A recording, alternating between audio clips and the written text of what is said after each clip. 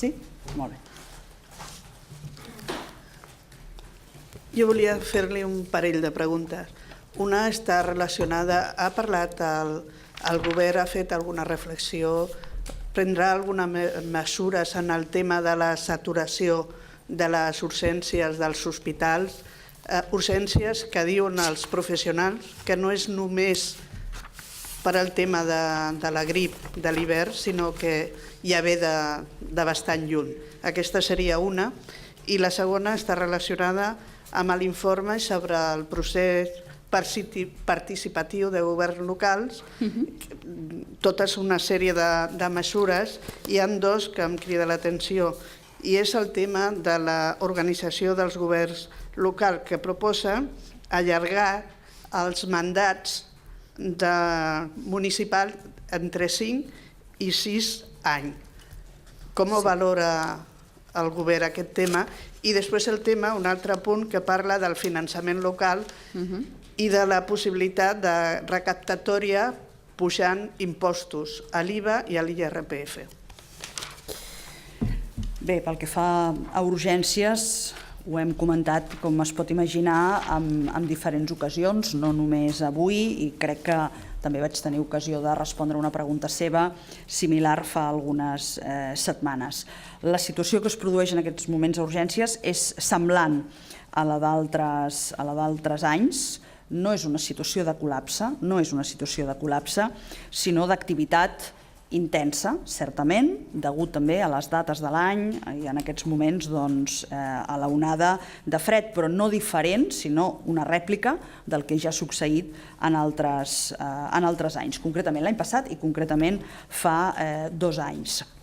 Cal explicar, deixi'm acabar, ja que m'ho pregunta, deixi que li doni la resposta, li agradarà o no en tindrà prou, però en tot cas deixi que li expliqui que s'han incrementat els recursos econòmics per fer front precisament a la demanda que es produeix en els serveis durant l'hivern, amb la destinació d'1 milió més d'euros, i també s'està preparant un pla de millora de les urgències, el que anomenem el Pla Nacional d'Urgències, que esperem presentar dins del primer trimestre d'aquest any 2017. A partir d'aquí, si puc aprofundir més en algun aspecte, doncs ho faré. I si em deixa, li responc també a l'altra pregunta, tant pel que fa a les propostes més relacionades amb aquest allargament de mandats, com pel que fa a una millora del finançament local.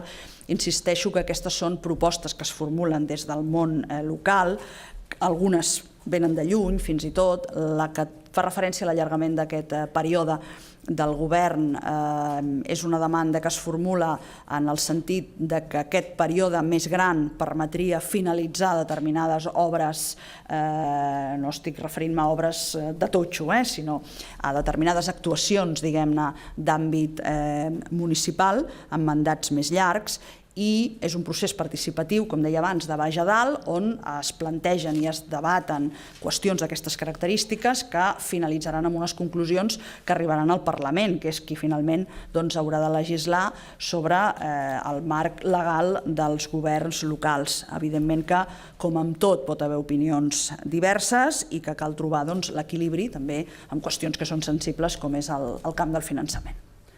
En el tema, ja li vaig fer la pregunta fa un parell de setmanes, la situació ha crescut i, en paraules dels professionals, no és un tema puntual. Inclús hi ha una amenaça de vaga. Jo no he dit que fos un tema puntual, jo el que he dit és que no és una situació de col·lapse, que és una situació que es reprodueix en els diferents anys, que es va també produir l'any passat i que, per descomptat, que s'hi inverteixen recursos per tal que l'atenció als usuaris sigui la millor possible, atenent també, en la mesura del possible, a les molt legítimes demandes dels professionals sanitaris.